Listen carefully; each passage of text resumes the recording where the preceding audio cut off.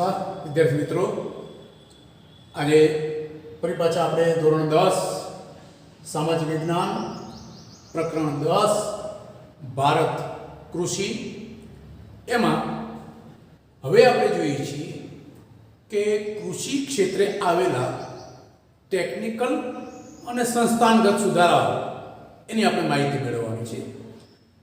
હવે એક સમય આપણે જોઈ ગયા કે ભાઈ જૂની પુરાણી પદ્ધતિથી, જૂના યંત્રોથી, જૂની સિંચાઈ પદ્ધતિથી આપણે ખેતી થતી, એના બદલે નવા સુધારેલા બિયારણો આવ્યા, જંતુનાશક દવાઓ આવી, રાસાયણિક ખાતરો આવ્યા, સબમર્સિબલ પંપો આવ્યા, ટ્રેક્ટર, થ્રેસર જેવા યંત્રો આવ્યા અને આધુનિક ખેતી જે તરફ આપણે પ્રયાણ કર્યું, એ બધા જે સુધારાઓ આવ્યા એને આપણે ટેકનિકલ સુધારા અને બીજું કે ખેડૂ હક, ગણોત ધારો,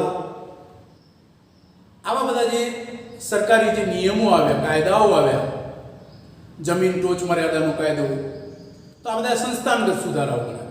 તો આવા ટેકનિકલ અને સંસ્થાનગત સુધારાઓ વિશે આપણે હવે માહિતી મેળવશું। આમાં તમને બે પ્રશ્ન અલગ અલગ પૂછાય।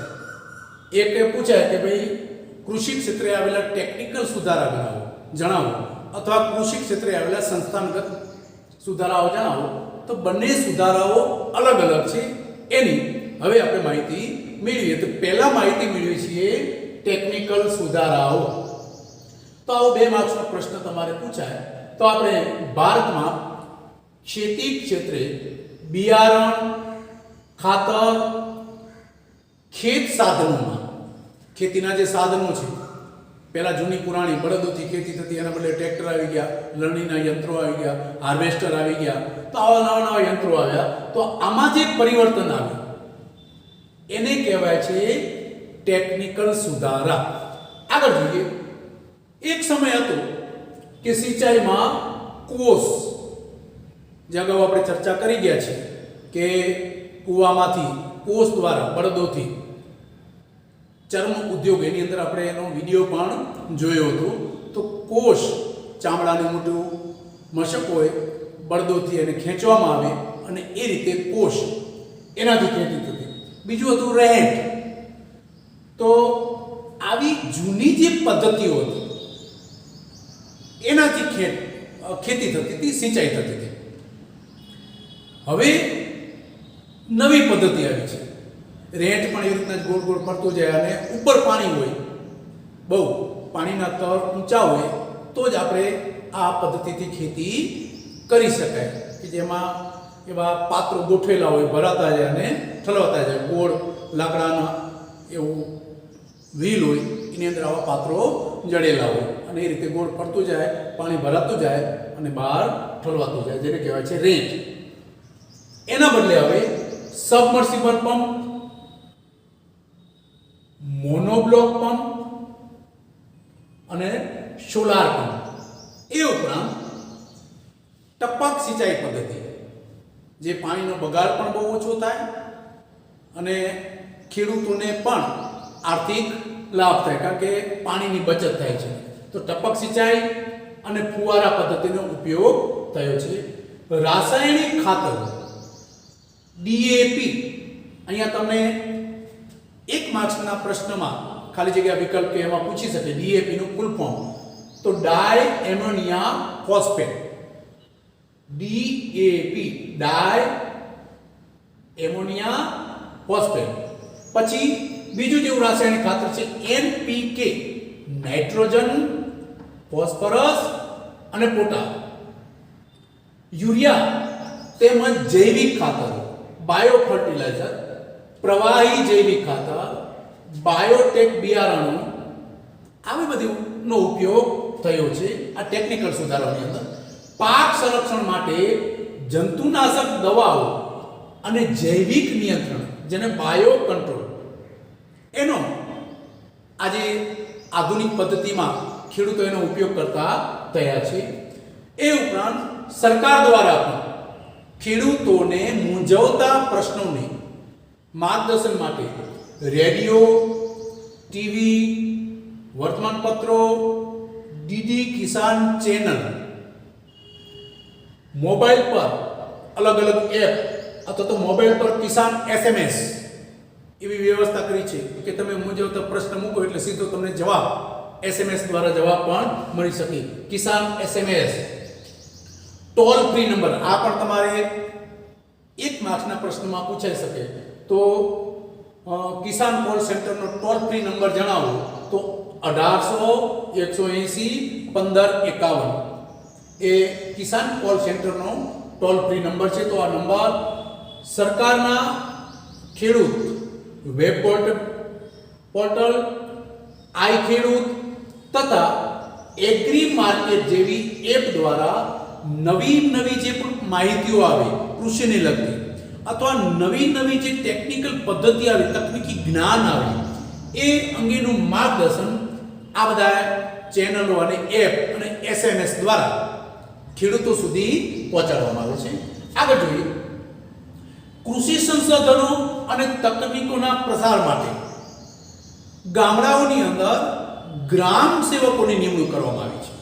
જે ગ્રામ સેવકોનું કામ આવી નવી તકનીકી નવી ટેકનોલોજીઓ અને નવી જે પદ્ધતિઓ છે એ વિશેનું જ્ઞાન ખેડૂતો સુધી પહોંચાડવાનું, એનો પ્રચાર એનો પ્રસાર કરવાનો. તો આવો ગ્રામ સેવકો તથા દરેક જિલ્લા મથકે ખેડૂત તાલીમ કેન્દ્રોની પણ સ્થાપના કરવામાં આવી છે. ગામડાની અંદર ગ્રામ સેવકો અને જિલ્લાની અંદર ખેડૂત તાલીમ કેન્દ્રો કે જેથી કરીને ખેડૂતોને ખેતી અંગેની નવી ટેકનોલોજી અંગેની પૂરેપૂરી તાલીમ મળી. તો ખેડૂત તાલીમ કેન્દ્રોની પણ સ્થાપના કરવામાં આવી છે. કૃષિ મેળાઓ આપણે ગુજરાતની અંદર કૃષિ મેળા યોજાય છે અને કૃષિ મેળાઓ દ્વારા પણ ખેડૂતોને માહિતી આપવામાં આવે છે. મૂંઝવતા પ્રશ્નોનું માર્ગદર્શન પણ મળી આવે છે. તે ઉપરાંત દરેક રાજ્યમાં કૃષિ યુનિવર્સિટીની સ્થાપના સંશોધન માટે કૃષિ યુનિવર્સિટી દરેક રાજ્યમાં એક એવી કૃષિ યુનિવર્સિટીની સ્થાપના પણ કરવામાં આવી છે. આવી કૃષિ યુનિવર્સિટીની વાત કરીએ તો ગુજરાતમાં જોઈએ તો દાંતીવાડા, જુનાગઢ, આણંદ અને નવસારી ખાતે આવી કૃષિ યુનિવર્સિટીઓ આપણા 4 મુખ્ય શહેરો છે. દાંતીવાડા છે, જુનાગઢ છે, આણંદ છે અને નવસારી. આ 4 શહેરોમાં કૃષિ યુનિવર્સિટીઓ કાર્યરત છે. આ ઉપરાંત કૃષિ ક્ષેત્રે સંશોધન કરતી બીજી સંસ્થાઓ પણ છે. તો એવી સંસ્થાઓની વાત કરીએ તો ICAR એનું full form Indian council of agricultural research. Indian council of agricultural research ICAR એનું ફૂલ ફોર્મ છે, જે તમને 1 માર્ક્સના પ્રશ્નમાં પૂછાય. અને બીજી છે DARE department of agricultural research and E for education. તો આવી સંસ્થાઓ પણ રાષ્ટ્રીય કક્ષાએ કૃષિ માટે નવા સંશોધન કરવા અને એના માટે કાર્યરત છે. તો આ આપણે જોયા ટેકનિકલ સુધારા.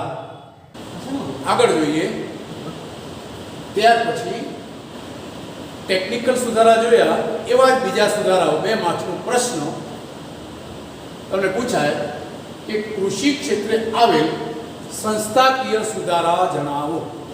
તો એની વાત કરીએ તો એમાં સૌપ્રથમ આવે કે સરકારે જમીનદારી પ્રથા નાબૂદ કરી ખેડે તેની જમીન ના કાયદા દ્વારા ખેડૂતોને સાચા અર્થમાં જમીનના માલિક બનાવ્યા.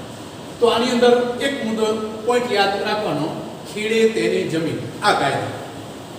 બીજું જમીન ટોચ મર્યાદા એ બીજો કાયદો. એ કાયદા દ્વારા જમીન માલિકીની જે અસમાનતા હતી એ અસમાનતા દૂર કરવામાં આવી. તો પહેલો ખેડે તેની જમીન, બીજો કાયદો આવ્યો જમીન ટોચ મર્યાદા. ત્યાર પછી ત્રીજું જોઈએ કિસાન ક્રેડિટ કાર્ડ દ્વારા ખેડૂતોને આર્થિક મદદ માટે કૃષિ ધિરાણ આપવામાં આવે છે. તો પહેલું ખેડે તેની જમીન, બીજું જમીન ટોચ મર્યાદા, ત્રીજું કિસાન ક્રેડિટ કાર્ડ કે જેના દ્વારા મદદ કરાય છે ખેડૂતોને. આગળ જોઈએ, સરકાર બિયારણ, ખાતર, જંતુનાશક દવાઓ ખરીદવા સબસિડી અને આર્થિક મદદ એ પણ કરે છે. ત્યાર પછી પ્રધાનમંત્રી પાક વીમા યોજના દ્વારા ખેડૂતોને ખેતીના પાકોનું વીમાકીય રક્ષણ, વીમા કવચ એ પણ આપવામાં આવ્યું છે.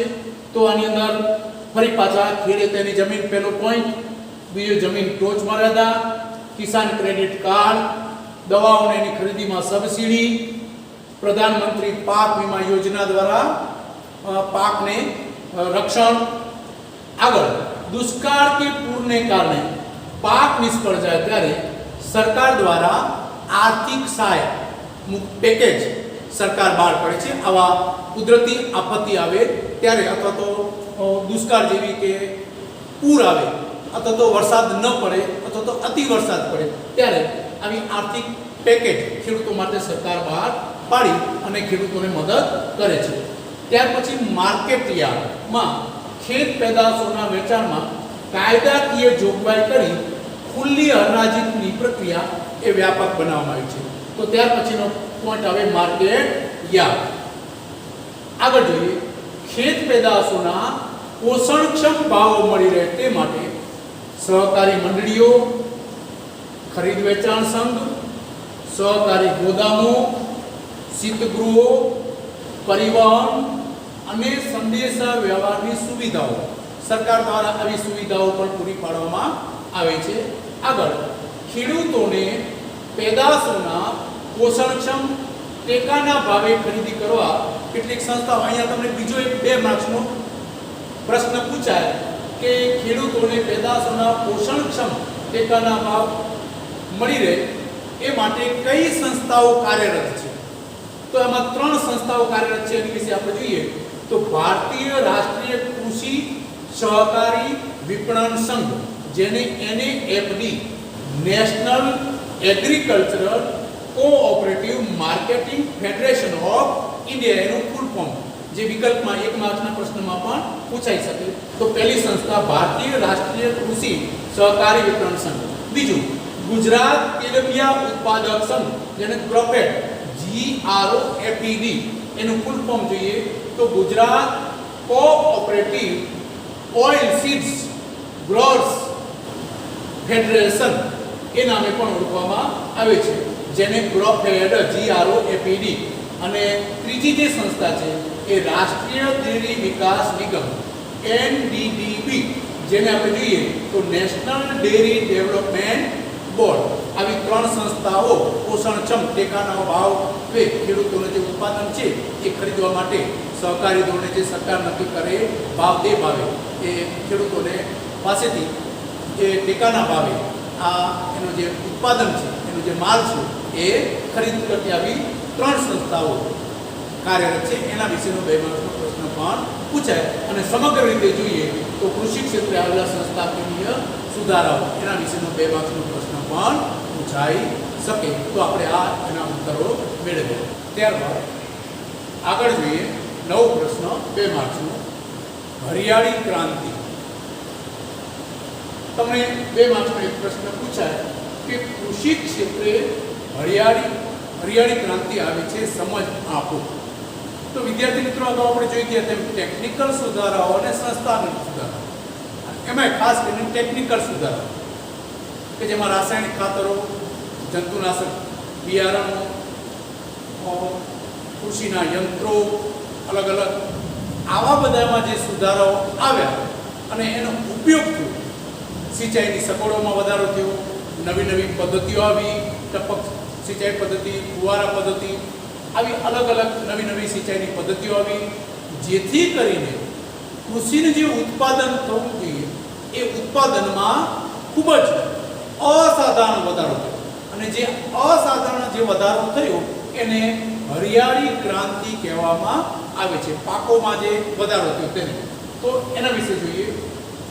સુધારેલા બિયારણો, જંતુનાશક દવાઓ, રાસાયણિક ખાતરોનો ઉપયોગ, વીજળીની સગવડ, સિંચાઈની સગવડમાં વધારો થયો, આવી બધી સવલતો મળી. એ ઉપરાંત ખેડૂતોનો પુરુષાર્થ, ખેડૂતોને નવું નવું ટેકનિકલ જ્ઞાન મળ્યું, એને તાલીમ આપવામાં આવી અને એને કારણે ખેડૂતોનો પુરુષાર્થ, એને કારણે ઉત્પાદનમાં થયેલ અસાધારણ જે વધારો છે એને આપણે હરિયાળી ક્રાંતિ તરીકે ઓળખીએ છીએ.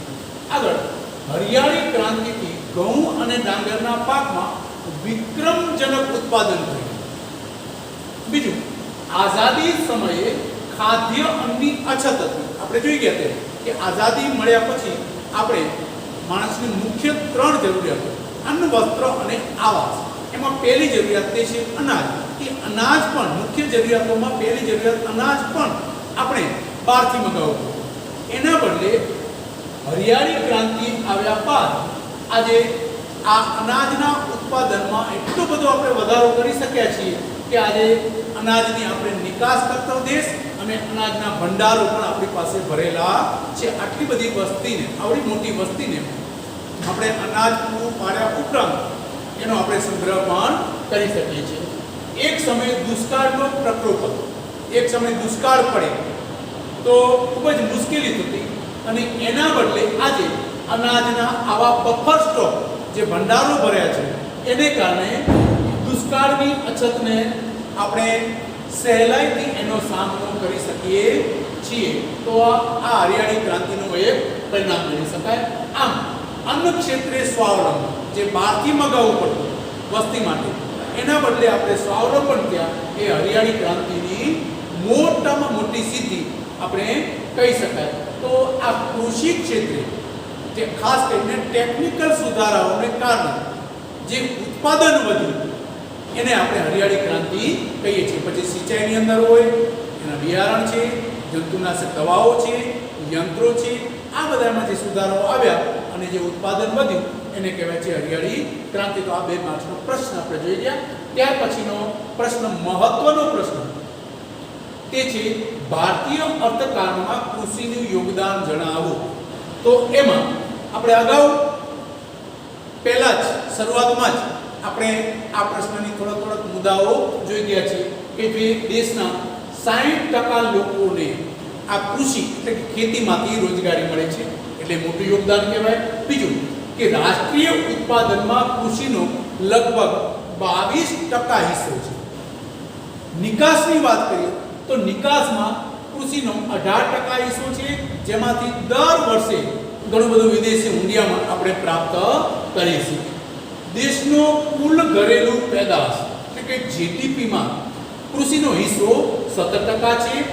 આપણે ખાસ કરીને કૃષિ પેદાશોની વાત કરીએ તો ચોખા, ઘઉં, કપાસ, શણ, તેલબિયા, ચા, શેરડી, તમાકુ જેવા કૃષિ પાકો છે એની આપણે નિકાસ કરીએ છીએ અને એના દ્વારા આપણે વિદેશી હુંડિયામણ પ્રાપ્ત કરીએ છીએ. એ ઉપરાંત ખેત પેદાશોના ઉત્પાદનમાં વિશ્વભરમાં ભારત બીજું સ્થાન ધરાવે છે. બીજી રીતે જોઈએ તો સુતરાઉ કાપડ ઉદ્યોગ, ખાંડ ઉદ્યોગ, કાગળ ઉદ્યોગ, તેલ, આવા જે ઉદ્યોગો છે એના માટેનો કાચો માલ પણ આપણને કૃષિમાંથી મળે છે. અને ખાસ આપણે જોઈએ તો અર્થકારણમાં યોગદાન હોય તો આવડી મોટી વસ્તી અને એ વસ્તીને ખોરાક પૂરો પાડવાનું કામ પણ કૃષિમાંથી સહેલાઈથી આપણે આવી વસ્તીને આપણે ખોરાક પૂરો પાડી શકીએ છીએ. તો કૃષિનું આથી આપણે કહી શકાય કે કૃષિનું ભારતીય અર્થકારણમાં સૌથી મોટું યોગદાન રહેલું છે અને એટલા માટે જ આપણે ભારતને ખેતી પ્રધાન દેશ એ રીતે પણ ઓળખીએ છીએ. આગળ આપણે જોઈએ અનાજ સંરક્ષણ અંગે સમજ આપો. આવો 2 માર્ક્સનો અનાજ સંરક્ષણનો જે મુદ્દો છે એને 2 માર્ક્સના પ્રશ્નમાં કન્વર્ટ કરી અને આપણે સમજાવવાનો પ્રયત્ન કરીએ. તો અનાજ સંરક્ષણ અંગે સમજ આપો. તો કોઈ પણ દેશ માટે અન્ન સુરક્ષા એ જરૂરી છે. અનાજની આયાત કરવી પડે તો જે તે દેશ માટે તેની રાજકીય સ્વતંત્રતા જોખમમાં મુકાય છે કે જે દેશ પોતાના દેશના લોકોની અનાજની પણ જરૂરિયાત પૂરી કરી શકતો ન હોય તો એની રાજકીય સ્વતંત્રતા જોખમાય. હરિયાળી ક્રાંતિને કારણે આપણે અગાઉ જોઈ ગયા તેમ અસાધારણ વધારો કરી અને ઉત્પાદનમાં સ્વાવલંબી બન્યા છીએ. 1951માં દેશની વસ્તી 36 કરોડ 10 લાખની પણ જે આજે 125 કરોડથી પણ વધુ છે. હવે સમયથી આને કારણે આપણે કહી શકીએ કે વસ્તી વધી તો અનાજની માંગ પણ વધી છે. 50-51માં 51 કરોડ ટન આપણે અનાજ ઉત્પાદન થતું હતું, જે 2013-14ની ગણનામાં જોઈએ તો 265.4 કરોડ ટન અનાજ, જેને અસાધારણ વધારો આપણે કહી શકીએ છીએ. તો આટલું બધું અનાજનું ઉત્પાદન આપણે વધારી શકીએ છીએ. જો કે સામે વસ્તીમાં પણ આપણે વધારો થયો છે, પણ આટલી વસ્તી વધ્યા હોવા છતાં આપણે આ બધી વસ્તીને આપણે અનાજ પૂરું પાડી શકીએ છીએ. ઉપરાંત આપણે બફર સ્ટોક પણ રાખી શકીએ છીએ. આજે આપણી પાસે દેશની ન્યૂનતમ જરૂરિયાત પૂરી કરી શકાય તેટલું અનાજ આપણી પાસે છે. અનાજનો બફર સ્ટોક ઊભો કરી દુષ્કાળ કે અન્ય કુદરતી આફત સમયે અનાજની તંગી આપણે દૂર કરી શકીએ છીએ. એટલો બફર સ્ટોક પણ આપણી પાસે આપણી વસ્તીને અનાજ પૂરું પાડ્યા ઉપરાંત હરિયાળી ક્રાંતિને કારણે આપણે બફર સ્ટોક પણ રાખી શકીએ છીએ. અનાજનો બગાડ અટકાવવો એ આજના સમયની ખાસ જરૂરિયાત છે, જેથી તેના સંગ્રહ અને પ્રબંધનની વ્યવસ્થા કરવી પણ જરૂરી છે. સંગ્રહ, અનાજનો સંગ્રહ બગડે નહીં એ રીતે એનો સંગ્રહ કરવો એ પણ ખૂબ જ જરૂરી છે. સરકારે ખાદ્ય સુરક્ષા કાયદા દ્વારા ગરીબો સુધી અનાજ વિતરણ કરવાની જે જોગવાઈ ઊભી કરી છે તે ખૂબ જ પ્રશંસનીય કામગીરી આપણે ગણાવી શકાય. તો અનાજ સંરક્ષણ અંગેની આપણે સમજ 2 માર્ક્સના પ્રશ્ન તરીકે જોઈ. છેલ્લા અંતમાં આપણે જોઈએ તો ભારતની ખેતી પર વૈશ્વિકીકરણની અસરો જણાવો. તો એ 2 માર્ક્સનો પ્રશ્ન છેલ્લે આપણે જોઈએ તો ભારતનો ખેડૂત પોતાની ખેત પેદાશને વૈશ્વિક બજારમાં વેચી નફો મેળવી શકે, તેથી આ વૈશ્વિકીકરણ નીતિ આપણે અમલમાં મૂકી છે કે આપણો જે માલ છે, આપણો ખેડૂત છે, આપણી જે ખેત પેદાશ છે એને વિદેશમાં બજારમાં મૂકી ત્યાં વેચી અને નફો પ્રાપ્ત કરી શકે. એટલા માટે વૈશ્વિકીકરણની નીતિ એ આપણે અમલમાં મૂકી છે. ખેતીના પાકોની નિકાસ આયાતની પ્રક્રિયા આજે સરળ બનાવી છે. અહીંયાથી આપણે ખેતીના પાકોની નિકાસ પણ કરી શકીએ છીએ અને નવા કંઈક નવી શોધાયેલા બિયારણો હોય કે એવું કંઈ હોય તો એની આપણે આયાત પણ કરી શકીએ. તો આયાત અને નિકાસ એની જે પ્રક્રિયા છે એ આજે સરળ બનાવે છે વૈશ્વિકીકરણને કારણે, જેનો સીધો લાભ આપણા ખેડૂતોને થાય છે. ગુજરાતમાંથી આપણે જોઈએ તો કપાસ, મરચાં અને તલ એ ચીનના બજારમાં નિકાસ થાય છે, જ્યારે વિશ્વના વિવિધ ફળો આજે આપણે ભારતની બજારમાં જોવા મળે છે. આ આયાત નિકાસની પ્રક્રિયા સરળ બનાવી એનો લાભ આપણે ગણી શકીએ. વૈશ્વિકીકરણથી ભારતમાં જીનેટિક મોડિફાઈડ બીટી બિયારણ વૈશ્વિકીકરણ આવ્યું એટલે જે બિયારણો વિશ્વની અંદર શોધાણા એ જીનેટિકલ મોડિફાઈડ બીટી બિયારણ એનો લાભ આપણને મળ્યો છે. અને એ આવવાથી જો કે સામે ખેતી ખર્ચાળ પણ બની છે, પરંતુ આવા બિયારણોથી આપણે કપાસનું અને મકાઈનું ઉત્પાદન પણ વધારી શકીએ છીએ. આયાત સરળ બનતા કૃષિ ઉત્પાદનોને સ્પર્ધાનો સામનો કરવો પડે છે. એ તો સહજ છે કે વિદેશથી જે વસ્તુ આવતી એની સામે આપણે આપણા કૃષિ ઉત્પાદન છે એને ટકી રહેવું હોય તો એની ગુણવત્તા જાળવવી જોઈએ. એટલે એનો વૈશ્વિકીકરણને કારણે વિશ્વની બજારો અથવા તો આપણી બજારોની અંદર વિશ્વનો જે માલ કલવાય છે તો એની અંદર સ્પર્ધાનો સામનો પણ કરવો પડે છે. આયાત સરળ બનતા કૃષિ ઉત્પાદનોને સ્પર્ધાનો સામનો કરવો પડે છે. ઉપરાંત કેટલાક ઉત્પાદનોને વૈશ્વિક બજાર પ્રાપ્ત થતા તેમાંના પેટન્ટ રજિસ્ટ્રેશનની પણ જરૂરિયાત ઊભી થઈ છે. જે પણ નવું કંઈક ઉત્પાદન કરે તો એ પોતાની પેટન્ટ એ વૈશ્વિક લેવલે એનું રજિસ્ટ્રેશન કરવું એ પણ એક જરૂરિયાત ઊભી થઈ છે. વિશ્વના બજારમાં આપણી ગુણવત્તા સભર કૃષિ પેદાશની પેટન્ટ ની નોંધાવવી એ ખૂબ જ જરૂરી છે. તમે નવું કંઈક સંશોધન કર્યું હોય, ઉત્પાદન કર્યું હોય, નવી કૃષિ ક્ષેત્રમાં કંઈક નવા બિયારણો શોધ્યા હોય તો એની પેટન્ટ, એનું રજિસ્ટ્રેશન કરાવવું એ જે તે ખેડૂત અથવા તો આપણા દેશ માટે ખૂબ જ ફાયદાકારક છે, એટલે એ જરૂરી છે. વૈશ્વિક સ્પર્ધાનો સામનો કરવા આજે આપણે જોઈએ છીએ કે વિશ્વનો માલ આપણી બજારોમાં ઠલવાય છે, તો એના માટે આપણી જે ગુણવત્તા છે એ પણ સારી હોવી જોઈએ. તો એ ગુણવત્તા જળવાય એટલા માટે આપણે પણ એ નવી જે તકનીકી છે, નવી જે ટેકનોલોજી છે એનો આપણે ઉપયોગ કરવો પડશે અને આપણી જે ગુણવત્તા છે, કૃષિ પેદાશોની ગુણવત્તા એ સુધારવા માટે એના ઉપર આપણે ધ્યાન આપવું પડશે.